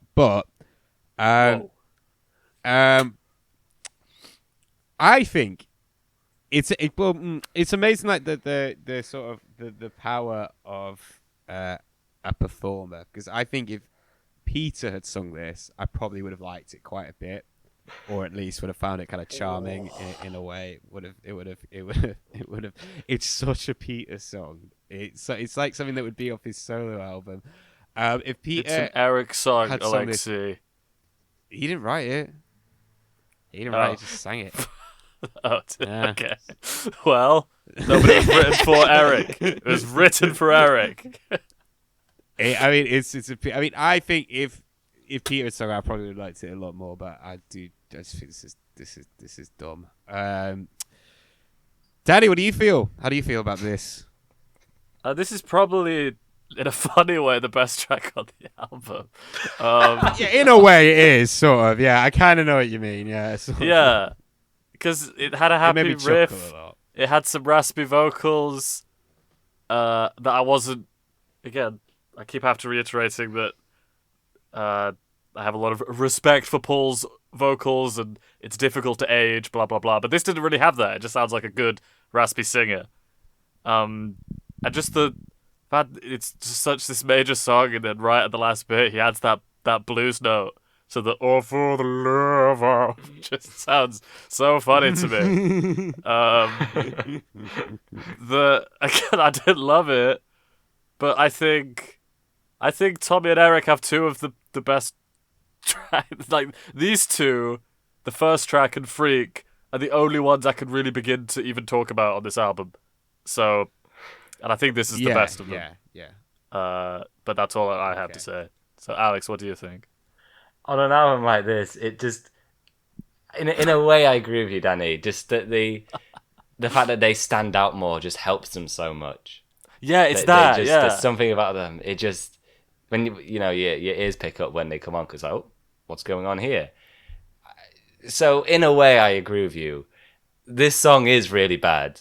It is really bad. However, it is very cute, and I can't hate it because it's just this ancient sounding man, just right, like the lyrics that I don't mean like his voice. I mean just like he sounds as though he's 80, sort of thing. Not a voice, just the lyrics. What, Eric? And like what he's. Oh yeah. Right, okay, yeah. The lyrics, I mean, yeah. Because and again, yeah, I'm seeing like you said, Alexei, that Paul wrote this for him. I mean, these are the cutest lyrics I've ever seen. He really sounds like this like very feeble old man, like thinking back on rock and roll. Like he writes it, what's it? I get on stage at 9:15, which is just not a rock and roll line at all. Like it just sounds like, oh man, sometimes we would play late. 9:15, we would be on that stage. I mean, it's a bit like it's a bit like Crocodile Rock by Elton John in a way. So in that sense, it's just looking so back cute, at the and golden years. Yeah. His voice is very sort of sweet and just I don't know. It doesn't fit the album whatsoever with the sort of monster rock vibe they're going for, at all. But I'm glad it's here because it's very sweet. But no, well, I mean that's a whole other conversation though, because I think we've all sort of collectively given up on mentioning. I mean, if we have to mention, I guess we have to mention it. Mentioning that the album cover is completely juxtaposed to the majority of the music on here. Here's actually, I mean, we've sort of given up mentioning it because it is. We've hammered that point to death. It's on most of their records. This one though, fucking hell, like yeah, you're right. All for the love of rock and roll and like eat your heart out and stuff like that is fascinating. But even back to the Stone Age, I can see how. I can see how the band would have that front cover and then look at most of these tracks and be like, yeah, man, it's freaking rock and roll right there. And that cover is rock and roll.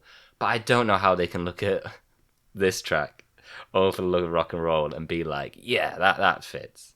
Yeah. We have to see it from their warped perspective. You know what I mean? That they think I suppose, that Gene wearing all that stuff fits, ladies' room and all that stuff. Your heart out, baby. Yeah, I suppose. Yeah. So in a way, I don't think it's a good song, but I have a sweet spot for it. Sorry. Okay. Move on. Next. Move on. Take me down below. This is just again. I don't know what you want me to say. What do you want me to say about this? It would be worse, right, if I did take this under, like, a microscope and try to tear it apart. It'd just be so fucking boring. It really would. It'd be worse for me to dissect it. There's nothing. I have nothing to say about this. It's just boring. It's very dull. Very dull. I've heard this. Alex, what do you think of Take Me Down? They clearly think they're the shit here. I can just hear it in their voice that they're just like, we're absolutely killing it here, guys. Like, this is it right here. I can't believe we're still getting this song from them. They're definitely in their 50s now, right? Maybe. About that, yeah, around about. Yeah, in their 50s, and they're singing this song again and again. Pushing 60. Yeah. You're getting there. Yeah, definitely, yeah. Yeah, and they just think they're the shit. They think they're so funny, and they're really not. And this song is a chore to listen to, because after the first verse and the chorus, you're like, well, I've heard this all. The one thing that I was holding on to was that, I think we start off with Gene, then we get Paul, and I'm like, well, let's get a verse from Tommy and Eric. Like, I want to hear them also add to this, because I thought this was going to be like a big... like all bad sort of thing, but we don't. And all that stuff you were saying, Alexei, about like this is the Kiss band, like after all, like the breakups and like new members and all stuff, they're like, this is Kiss together. Paul and Gene still make it very clear that like, here's the song that you get, and you're gonna be separate from us. Do you get that feeling? Like they're never like really I do. together. Yeah. Like, I doubt anyway. that. Yeah, I doubt that, because you look at their quote unquote classic albums. Ace always got one song, Peter got another song. Do you know what I mean? They always got the two. So it's playing into that business model of like that. There's no way on earth that they had whatever the 25 songs. Tommy wrote 5, and naturally, because of natural selection, survival of the fittest in the songwriting, that he just happened to have one. Do you know what I mean? Obviously, they were like, you're getting one, Tommy. You're getting one. And so, which one is it, basically? We'll take your 10 songs or whatever, with it down to one. No, but you are right. There's still very much that power dynamic, even though this is like, quote-unquote, the band. Yeah, I agree. And this could have been like I think it would have been more fun just to hear the other members on, and again, to have that feeling of like, we're all in this together, and like, yeah, we are Kiss. But we don't. We just get Paul and Gene singing back and forth to each other about how they're so fucking hot and how much action they get. Lame. Really lame. Below. Like, it looks like I wrote more, but I'm just lazily trying to like write my reactions down. I put, is this going to be the last ever Gene song? Well, it's Gene like. It is. The fuck is this major chorus? Whoa, Paul too. But then, I just totally phased out. I phased out. Couldn't pay attention. They were supposed to be ramping up to the end of all of this. I know. And I'm just having nothing. It's such a shit way to get such a shit note to end to go out on this record. It's so Kiss though. I mean, I'll get it into my my overall feelings though. But it is so on brand from like the first, like even just go back to the first album and the first time you don't have the strutter and you get like whatever the first really shitty song on that is. Firehouse or whatever. It's just all the way from Firehouse. You know what I mean? It's constantly the image building it up and you're getting really gassed and excited and then just being completely fucking disappointed. And it's so them to go out in this way because this is the last song. The last song is called Last Chance. This is a more of a jammy number. And again, like I said, it's so them to go out on something so underwhelming. Do you know what I mean? So underwhelming and so not really, musically, as I said with the previous album, Sonic Boom, if Say Yeah had been their last ever song they ever cut and put on an album, I think that would just be a perfect way Such to a good end. This is not that. They couldn't do it. Not like that. Because Say Yeah, I mean, I hate we're not talking about something, but I think that final, just one last time, let's just say yeah. Say yeah, put your fists in the air. The one last time we're doing it. It's the big finale, the big curtain closer, forever done. That would have been so perfect for them, and instead we leave on this, which at the best should be like a B-side. Do you know what I mean? There's really nothing here. It's quite jammy. There's a lot of riffs that sort of come in and out. None of them are really, really, really memorable. It's almost sounds like it's trying, because the structure's quite odd. It almost sounds like it's trying to be an epic, but it's only 3 minutes and 5 seconds long. This could have easily have been cut. It's so disappointing that Say Yeah is not their final song. Really, really, really, really is sad to me that this is the last thing. But also, I wouldn't expect. I wouldn't expect anything less from them. They're not. They're just not with it. Danny, what do you think of Last Chance? This is your last chance. Your last chance to say what you think. Like you're of the saying, Kiss man, I was trying to build myself up because this is a thing we've been doing for ages, and this is it. This is done. This is how it ends. The last new Kiss track I ever intend on hearing again. Yeah, this is it. And I'm like, oh my god, I'm trying to get trying to think of the end medley at the end of Abbey Road. Trying to feel like, we're ramping up to the end. Yeah. And I was thinking well, here we are. And I just thought, really? We're going to go with this? This is your swan song, guys. This is what you're going to end it on. I mean, in their defense, I guess they were thinking, maybe they weren't thinking, keep going, we'll make another album. Yeah, we'll make another album or something. They were probably thinking, we will make another album. It's just, it's hard that now when you have to contextualize it like that. But would it have been any other way? Would it have been any other way?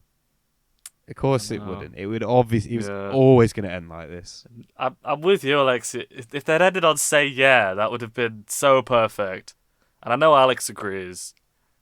And I just think, and then it was over. The last track was over, and Heaven's on Fire came on shuffle, and I paused it.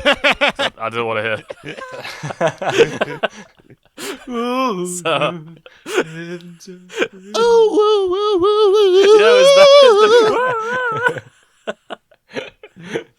So, Alex, how did you experience the last chance? And that's it.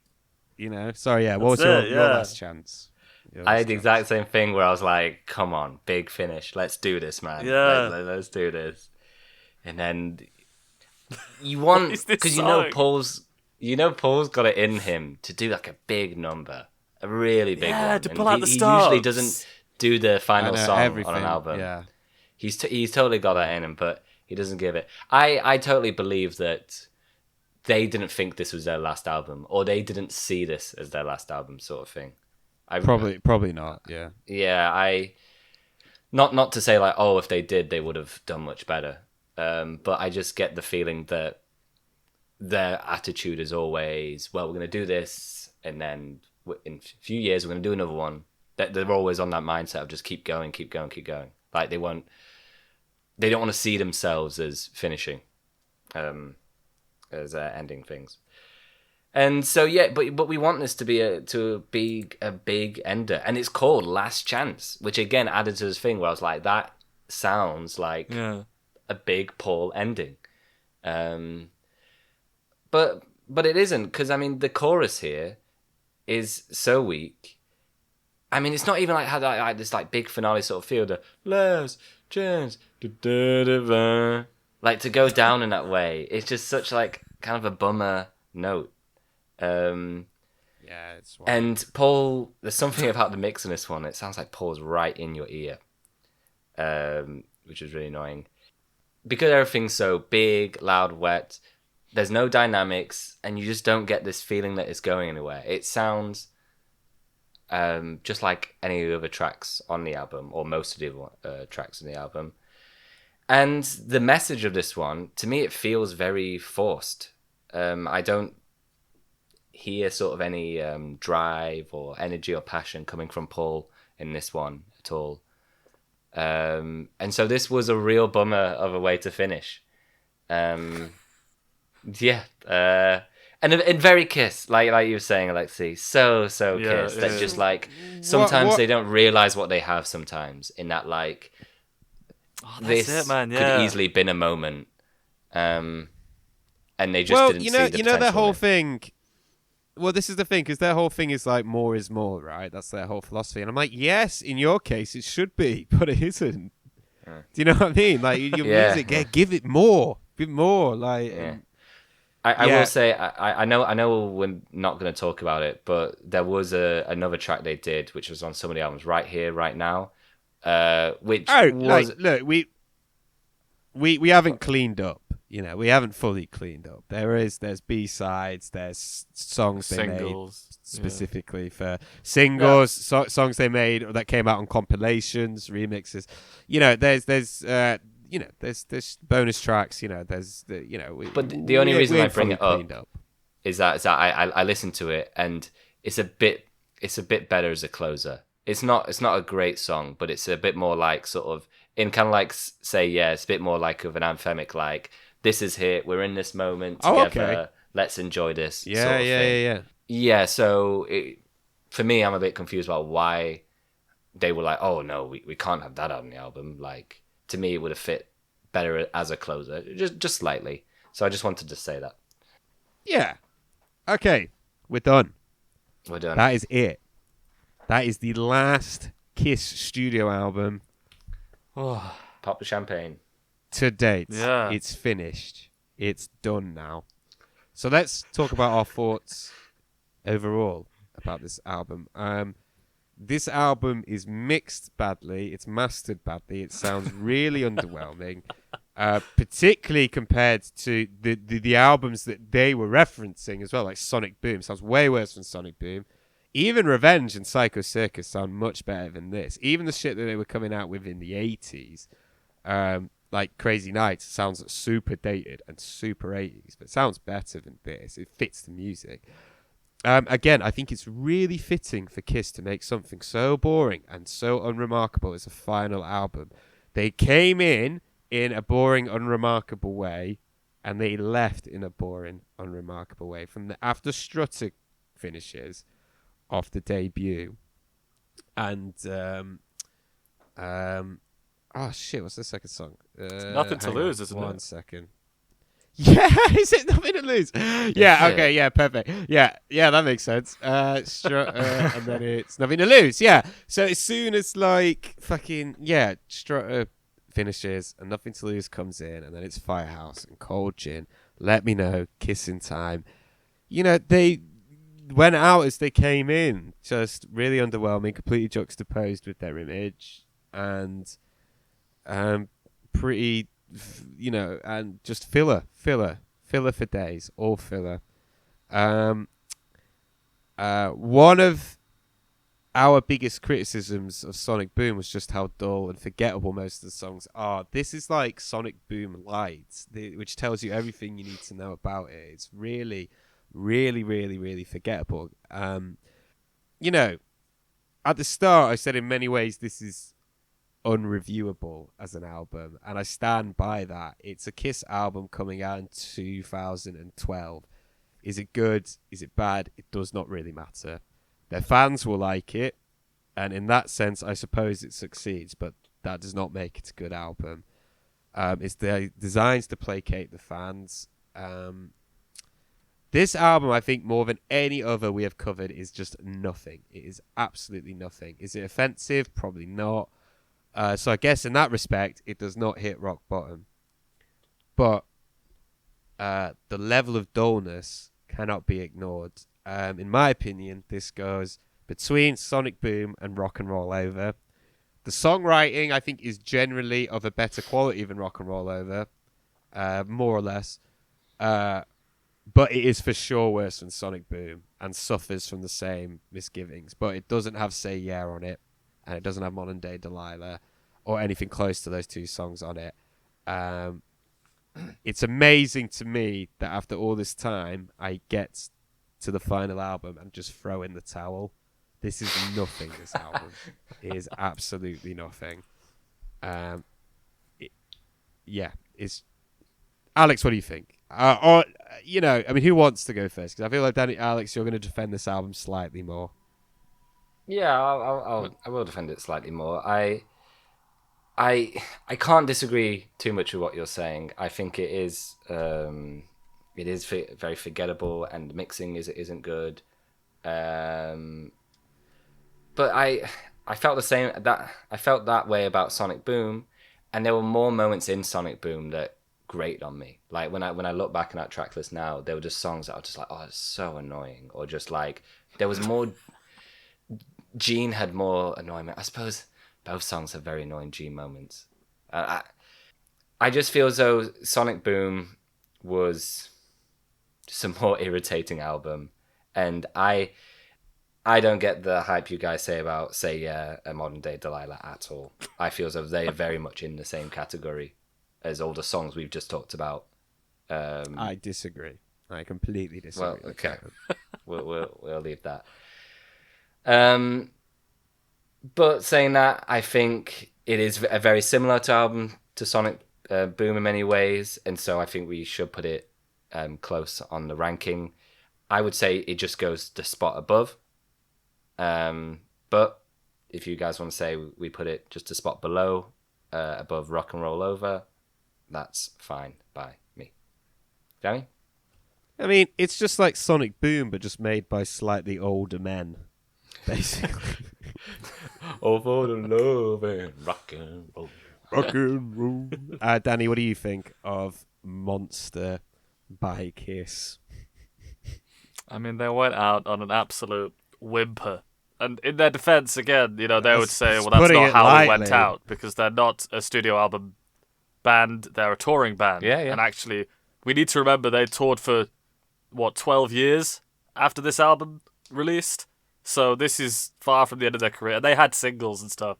They did that weird collaboration with is it a J-pop group or something? I can't remember. Well, with Baby Metal. What? With Baby Metal collab, didn't they? Sure. I didn't know that. No. I didn't know that. Not Baby Metal.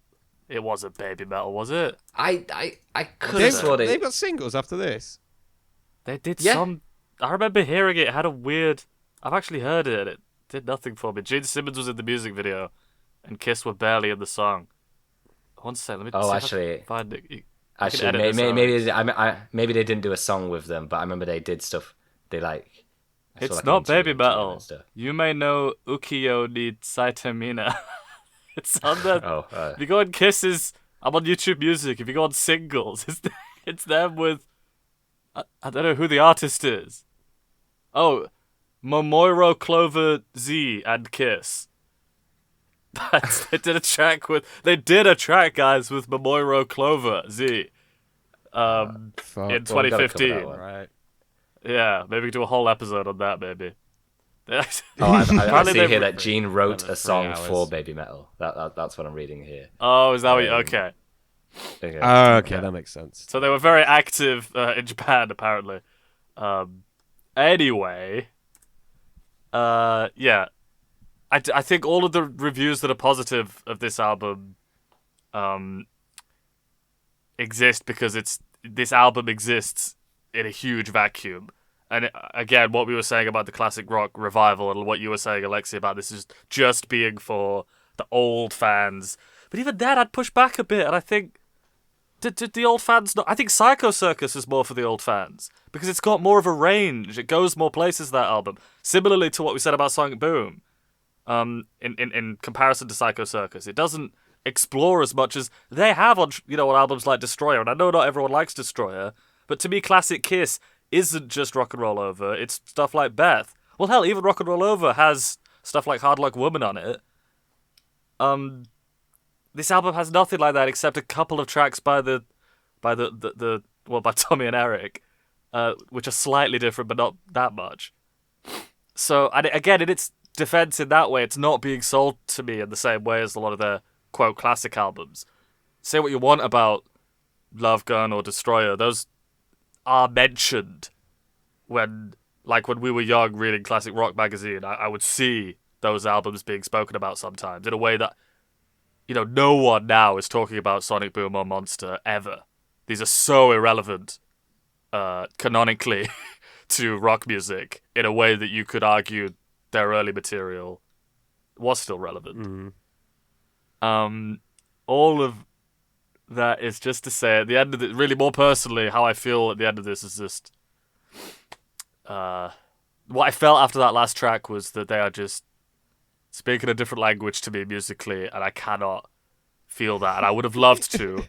I would have loved to have felt that a bit more on this last album. And actually, I think maybe I like it the least because I think it should go below Rock and Roll Over because Rock and Roll Over has Hard Luck Woman, which is better than any track on this. So I definitely think below Sonic Boom because Sonic Boom has Say Yeah. Maybe the compromise is just below Sonic Boom. Well, that's why I wanted to put it, so I'm happy with that. I get what you mean about Rock and Roll Over, though. I can live with Do you really think this album's better than Rock and Roll Over, Alexei? Just fuck all in it. There's fuck all in it. I just remember... Let's look at the track listing. I remember the overall quality of Rock and Roll Over being worse. Rock and Roll Over. Let's double check. Rock and Roll Over is pretty awful, guys. I Want You is not great. Take Me is bad. Calling Dr. Love, I don't like. Ladies' Room is terrible. Baby Driver, I think I quite liked. Love 'Em and Leave 'Em is terrible. Love 'Em, Leave 'Em. Oh no, See You in Your Dreams. Yeah, no, it is in the bin. See You in Your Dreams in the bin. That should be in the bin. Terrible. That's a terrible song. No, Making Love's not great. No, this is worse. Okay, fair enough. Put it between. Worse, yeah. Alex, will you allow us to put it below Sonic Boom? Yeah. If you guys both believe that Sonic Boom is better, then cool. It's 2 against 1. Stick it in. Stick it in, and then I will read. And then for the last time, I will go over definitively, objectively, from worst to best Kiss albums. Objectively, there's no, this is finally it. We've answered the question. I'm looking forward to sending this to the band in the post. We will. Yeah, we'll be like we've made up our minds. This is your albums from worst to best. So definitively, at number 24 is Kiss is fucked up already. At number 24 is Gene. All that build up. At number 24 is Gene Simmons' solo album. At number 23 is Hot in the Shade. At number 22 is Music from the Elder. At number 21 is Carnival of Souls. At number 20, Rock and Roll Over. At number 19 is Monster. At number 18 is Sonic Boom. At number 17 is Hotter Than Hell. In number 16 is the self-titled Kiss. At number 15 is Love God. At number 14 is Peter's solo album, which is an unappreciated gem. At number 13 is Just to Kill. At number 12 it is Animalize. At number 11 it is Revenge. At number 10 it is Asylum. At number 9 it is Psycho Circus. At number 8 it is Dynasty. At number 7 it is Lick It Up. The 6th best Kiss album is Destroyer. The 5th best Kiss album is Paul Stanley's solo album. The 4th best Kiss album is Ace's solo album. The 3rd best Kiss album is Unmasked. The second best Kiss album is Creatures of the Night. And the best Kiss album by a country mile is Crazy Nights. Now, if you want a table of motion now to rejig anything, now is the time to say. Otherwise, this is locked in, signed, sealed, and delivered and ready to send to the Kiss HQ tomorrow. I still think Revenge is too high, but you guys already outvoted me on that, so that's fine. It's fine. I didn't mind Revenge. I can't remember enough about Asylum and Animalize to like really vouch them, but they seem Asylum, good placed. Yeah. Asylum looks awfully high, number 10, but okay. Nah, it's got some That's good some shredding shit on it. It's got some good. But then what are we putting up above it? What do you mean? Psycho Circus. Psycho Circus is above it. No, I'm saying like if we believe Asylum is really high, then what are we moving up to 10? You know? Oh, Nothing. oh, well, Sonic Boom just got Say Yeah on it, you know. No, I think maybe we could, if we went through track by track, we could like quibble on it. But overall, I think it fits nicely. Like I have some like small things, but overall, it is a solid list. It's a solid list. So that is it. But we're not finished yet. Next, let's talk about the aftermath. 2, 3, 4. On